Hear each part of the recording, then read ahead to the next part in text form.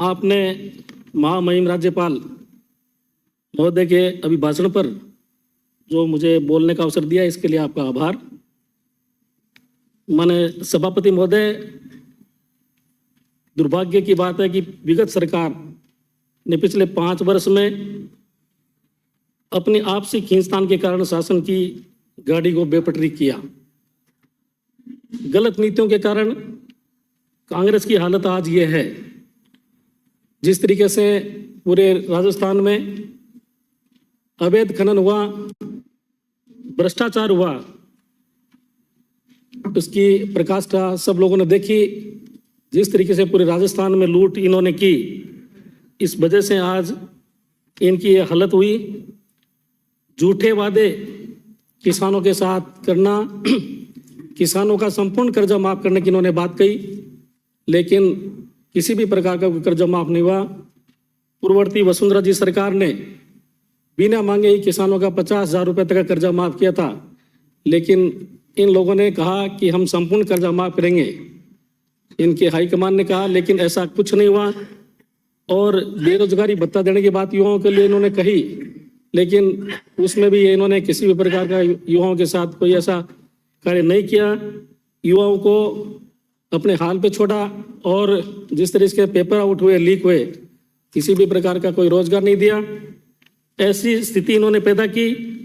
अंतिम वर्ष में जब इनका अंतिम समय था, उस वक्त इन्होंने इस तरीके से रेवड़ियां बांटने का जो काम किया, कांग्रेस सरकार ने 19 जिले बनाने की इन्होंने घोषणाएं की। किसी भी प्रकार का कोई बजटीय प्रावधान नहीं। आज तक किसी भी सरकार ने 19 जिले एक साथ ऐसे नहीं बनाए। इन्होंने अंतिम समय में इस तरीके से रेवड़ियां बांटने का काम करके कोशिश ये की कि हम दोबारा राज में आ जाएं, लेकिन ऐसा इनके साथ नहीं हुआ। महंगाई कम करने के कैंप भी इन्होंने लगाए, गारंटियां इन्होंने दी, लेकिन फिर भी इनका कोई ऐसा नहीं हुआ कि ये सरकार में आए। आज ये स्थिति इनकी पैदा हुई। झूठे वादे इन्होंने किए। मैं इस मौके पर माननीय सभापति महोदय, हमारे देश के यशस्वी प्रधानमंत्री नरेंद्र भाई मोदी जी को धन्यवाद देना चाहूँगा कि आपके द्वारा पूरे भारतवर्ष में विकसित भारत संकल्प यात्रा के तहत मोदी जी की जो गारंटी वाली गाड़ी पूरे ग्राम पंचायत लेवल पर जा रही है। इसके लिए सबका साथ, सबका विकास, सबका विश्वास और सबका प्रयास हमारी सरकार का ये मूल मंत्र जो माननीय मोदी जी ने पूरे राजस्थान, पूरे भारतवर्ष में जो किया है, मैं धन्यवाद देना चाहूँगा।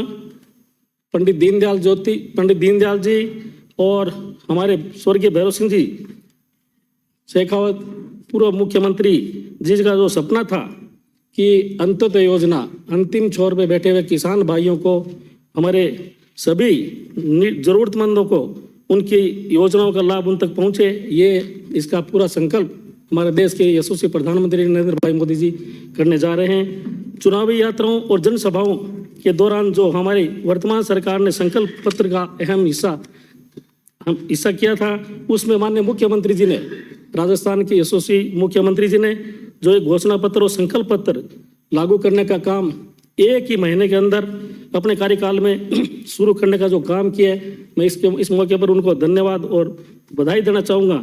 जिस तरीके से 450 रुपये में गैस सिलेंडर की बात हमने कही और गेहूं पे MSP दर से ऊपर जो खरीद की बात कही, पेपर लीक में SIT गठन की बात हमारे माननीय मुख्यमंत्री जी ने कही, और अन्नपूर्णा रसोई जैसी खाद्य पदार्थों का वजन 450 ग्राम से बढ़ाकर 600 ग्राम किया। पूर्ववर्ती सरकार, हमारे समय में अन्नपूर्णा जो रसोई की जो बात हमारे माननीय मुख्यमंत्री वसुंधरा जी के समय में हुई थी, वो इन्होंने बदल कर अंतिम समय में इन्होंने इंदिरा रसोई का नाम दिया। वो योजना हमारी थी। उस वक्त भी इन्होंने ऐसी जनता के साथ इस तरीके से काम किया। प्रधानमंत्री किसान सम्मान निधि के तहत 6,000 से 12,000 रुपये जो हमारे घोषणा पत्र में है, उसको भी लागू करने का काम यशस्वी मुख्यमंत्री जी करने जा रहे हैं। भ्रष्टाचार के प्रकरणों में सीबीआई द्वारा अनुसंधान की शक्तियाँ दी गई है, ऐसी हमारे माननीय मुख्यमंत्री जी राजस्थान प्रदेश को सौगात देने जा रहे हैं। मैं इस मौके पर सभापति महोदय ये कहना चाहूँगा कि चिकित्सा के क्षेत्र में जिस तरीके से आयुष्मान भारत स्वास्थ्य कल्याण केंद्र योजना माने प्रधानमंत्री जी की पूरे भारतवर्ष में लग रही है, इन्होंने उस वक्त इसको बंद करने का काम किया, लागू नहीं किया, आज वो पूरे राजस्थान में, पूरे भारतवर्ष में कोई भी किसी भी प्रकार की बीमारी होगी, पूरे राजस्थान का आदमी कहीं भी इसका बेनिफिट ले सकता है। सस्ती और गुणवत्तापूर्वक दवाइयाँ उपलब्ध करवाने के लिए माननीय प्रधानमंत्री जी की जन औषधि केंद्र की स्थापना एक अनूठी पहल है। प्रदेश में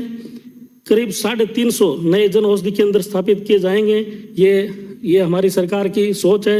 आने वाले समय में हमारी सरकार 1 district 1 medical college, 1 district 1 nursing college, 1 district 1 dialysis केंद्र, 1 डिस्ट्रिक्ट 1 डायग्नोस्टिक सेंटर जैसी स्थापित कर प्रदेश के स्वास्थ्य सेवाओं में सुगमता से उपलब्ध कराने के लिए कटिबद्ध है। ये हमारी सरकार इस ओर कार्य कर रही है। मैं सभापति महोदय इस मौके पर यह कहना चाहूँगा कि शिक्षा के क्षेत्र में जिस तरीके से पिछले 5 साल में ये हमारे स्कूलों की हालत इन्होंने की है, चाहे इन्होंने शिक्षकों की भर्ती नहीं की, शिक्षकों की हर स्कूल में कमी रही है, और महाविद्यालय जैसे इन्होंने जिस तरीके से खोले उसमें भी बिना इंफ्रास्ट्रक्चर के, बिना किसी प्रकार की कोई इनमें लेक्चर्स वगैरह भर्ती के इन्होंने महाविद्यालय भी खोल दिए। इस तरीके से ये इन्होंने घोषणाएं बहुत की, लेकिन वो घोषणाएं पूरी अमल नहीं हो पाई।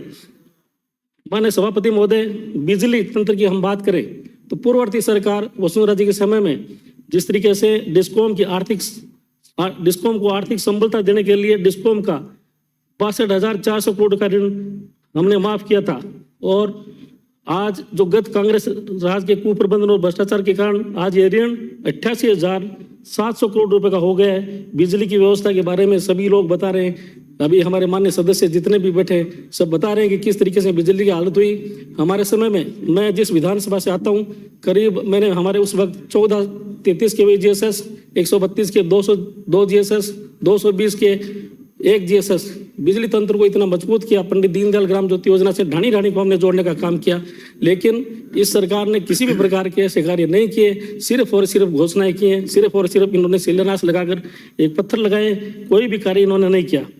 माननीय सभापति महोदय, सिंचाई के क्षेत्र में मैं बात करना चाहूँगा, जिस तरीके से पूर्ववर्ती सरकार ने, कांग्रेस ने पिछले 5 साल में सिंचाई व्यवस्था की स्थिति बिगाड़ी, रेगुलेशन इन्होंने समय पर नहीं किया, किसानों को किसी भी प्रकार से अंतिम छोर पर बैठे हुए आदमी को सिंचाई व्यवस्था सुचारू रूप से लागू इन्होंने नहीं की, और पूर्ववर्ती सरकार के समय में जिस तरीके से 3200 करोड़ रुपए माननीय वसुंधरा जी के समय में नहरों के सुदृढ़ीकरण के पास कराए थे, लेकिन इनके समय में 4 साल तक किसी भी प्रकार का कोई टेंडर नहीं हुआ, नहरों का कोई सुदृढ़ीकरण नहीं हुआ। इस तरीके से इन्होंने अपने समय में काम किया। आज किसान उस पैसे के लिए, उस क्षेत्र की जनता ये कह रही है कि हमारे क्षेत्र में किसी भी प्रकार की नहरी सुदृढ़ीकरण का कार्य नहीं हुआ, अंतिम छोर पर बैठे हुए किसान को समय पर पानी नहीं मिला।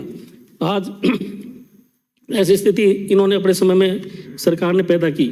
मैं इस मौके पर यही कहना चाहूँगा माननीय सभापति महोदय कि हमारी सरकार का उद्देश्य है निःशुल्क अन्न की गारंटी, हर सिर पर छत की गारंटी, हर घर में नल से जल की गारंटी, हर हाथ को काम की गारंटी, हर घर को बिजली की गारंटी, खेत को पानी की गारंटी, महिला को सुरक्षा की गारंटी, अपराध को सजा की गारंटी।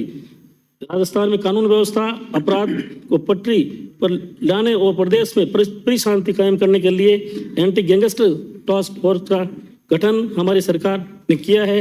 मैं इस मौके पर यही कहना चाहूँगा माननीय सभापति महोदय कि माननीय मुख्यमंत्री जी का जो विजन है कि आने वाले समय में व्यय और भ्रष्टाचार मुक्त इस राजस्थान सरकार, हमारी सरकार देगी।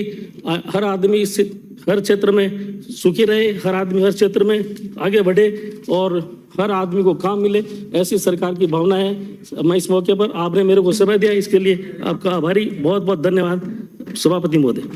श्री उमेश मीणा।